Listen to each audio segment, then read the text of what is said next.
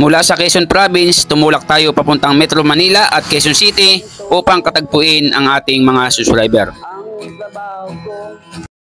Mga Kamordan Treasures, isa sa ating masugid na subscriber ang ating napili na taga Maynila upang bigyan ng konting tulong.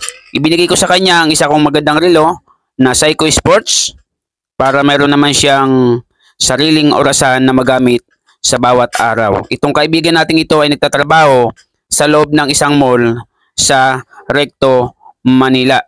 Bibigyan din natin siya ng konting cash upang sa gayon ay may pambili man lamang siya ng pasalubong sa kanyang pamilya pag uwi niya galing sa trabaho. So, salamat ng marami sa inyong mga suporta, mga Kamordan Treasures. Abangan niyo po ang buong video sa ating YouTube channel, Mordan Treasures.